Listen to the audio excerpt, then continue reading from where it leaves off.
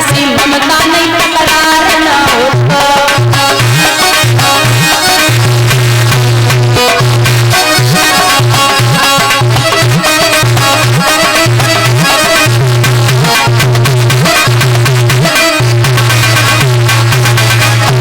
दादा विद्वान लिखते हैं तो चोरी जैसा धंधा नहीं, अगर मार न पड़े तो जुआ जैसो खेल नहीं, अगर हार न हो तो, और खीर जैसा भोजन नहीं, बीमार न हो तो,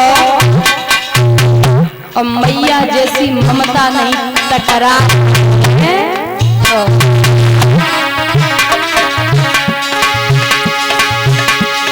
भैया जैसो प्रेम नहीं गलहार न हो तो, औरत जैसो प्यार नहीं बदकार न हो तो, औरत जैसो प्यार नहीं बदकार न हो तो।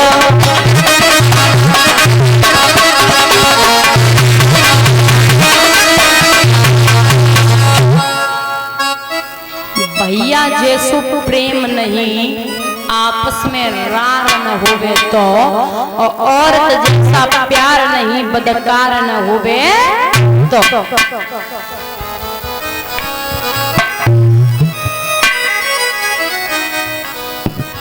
याद रखना दादा,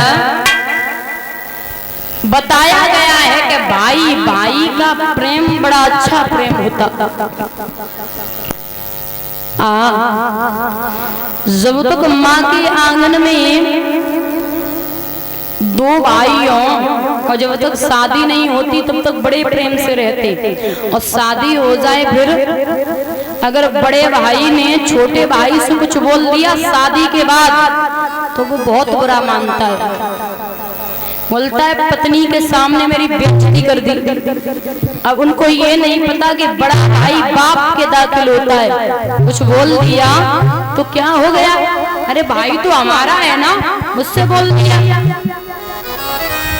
पत्नी तो कल आई और पत्नी के चक्कर में ये पत्नी के सामने बेइज्जती कर दी, तुम अपने बड़े भाई को भूल गए। ऐसा नहीं होना चाहिए।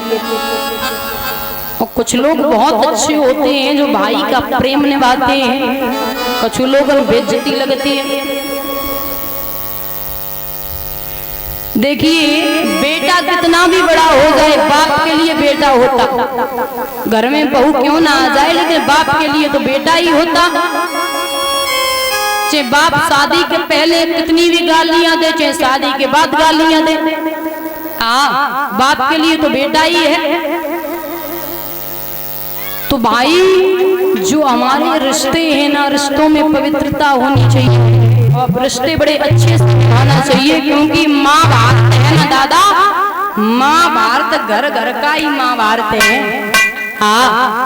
ये सत्य है कि घर घर का ही माँ भारत है। अब लोग क्या करते हैं, बोलते ज्यादा हैं सुनते कम हैं। जो लोग हैं ना वो बोलते ज्यादा हैं सुनते कम हैं। और पता है ना भगवान ने भी अच्छा ही किया, प्रभु ने अच्छा किया कि कान दो बनाए और मुंह एक ही दो। भगवान ने अच्छा किया, कान की जगह पे तो मुंह लगे होते पता ना क्या हो, तो एक मुख से दादा माँ भारत रह जाते हुए। तो परमात्मा ने जो भी किया अच्छा ही किया। दो एक कान इसलिए दे, सुनो ज्यादा बोलो कम। हमें समझना चाहिए हमारे बुजुर्ग क्या कहते हैं, उनकी बात को हमें सुनना चाहिए। जो हमारे ये भाई है ना, घर में बूढ़े से दादा होना, उनके पास 10 मिनट भी रोज बैठते हैं तो समझ लीजिए उनको बहुत ज्ञान आता है। जो बुजुर्गों के साथ बैठते हैं उनके संस्कार अच्छे होंगे, क्योंकि पहले के जो बुजुर्ग हैं दादा, पहले के दादा बड़े संस्कारी थे। पहले के दादा रामायण पढ़ते थे, गीता पढ़ते थे, ये सत्य है। पहले दादा रामायण गीता सब पढ़ते थे और पता है ना खूब सत्संग में जाते थे, खूब भजन कीर्तन गाते थे दादा। अब आज का कोई भाई भजन गाता है? बताइए, आज का कोई भैया रामायण पढ़ता है, गीता पढ़ता है? लड़के नहीं पढ़ते, पढ़े की बात छोड़ो, पन्ना खोल क्यों ना देख, एक गीता खोल के उन्हें देखत कैसी गीता है। तो हमारे पहले के जो दादा थे ना वे बड़े संस्कारी थे। अब मैं बता दूं कि कहीं भी कथा हो ऐसे बहुत कम जहाँ संस्कार होंगे वहीं भाई लोग पंडाल में बैठेंगे ना बुजुर्ग बैठते, नया भाई कोई पंडाल में नहीं बैठता। जानते ही नहीं, ढोलक चिमटा बजर रहे, बढ़िया कोई भजन सुनाए दे तो ताली बजाए दे, बढ़िया है ना, खड़े खड़े और निकल गए। हाँ, बड़े बूढ़े बुजुर्ग समझते हैं क्योंकि वो ग्रंथ उन्होंने पढ़े हैं कि ग्रंथ होते क्या है। कुछ समझदार भाई होते हैं वो सुनते हैं।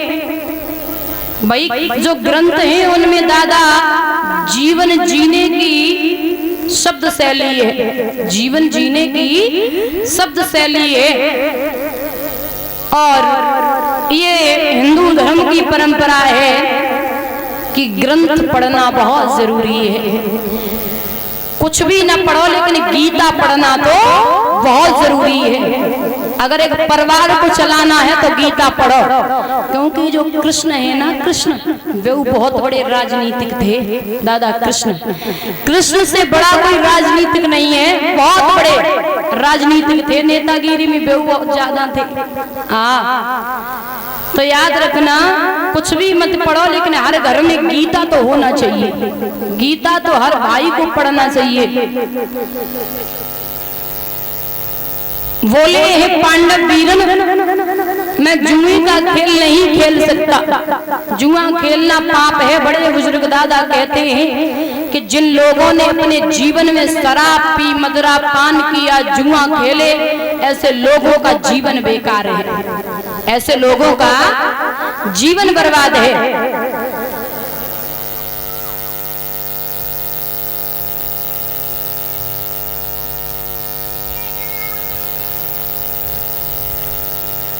तो दादा हमें जीवन में गलत काम भी नहीं करना चाहिए। जिंदगी मिली है ना तो अच्छे से जीना चाहिए।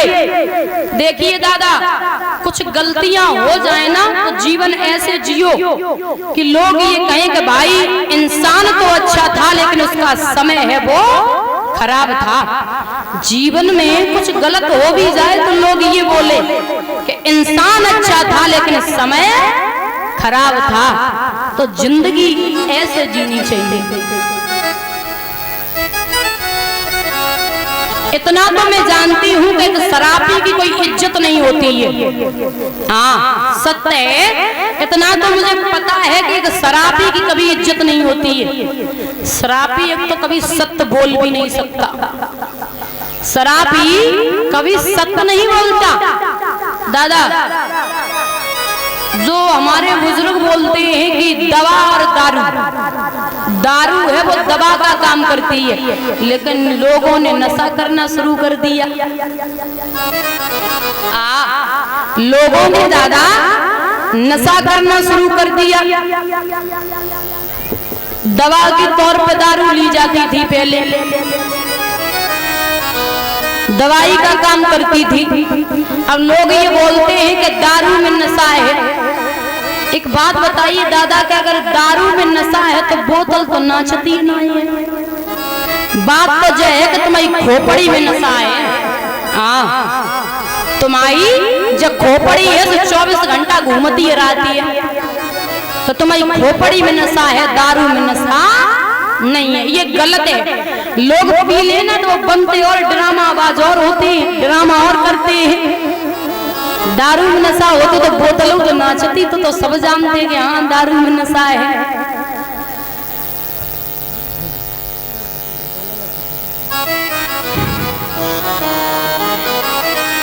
ये सत्य बात है दादा। जो भैया है ना जो नशा करते हैं, उनकी खोपड़ी बहुत घूमती है। ऐसे लोगों का जीवन बेकार है, धिक्कार है ऐसे जीवन को।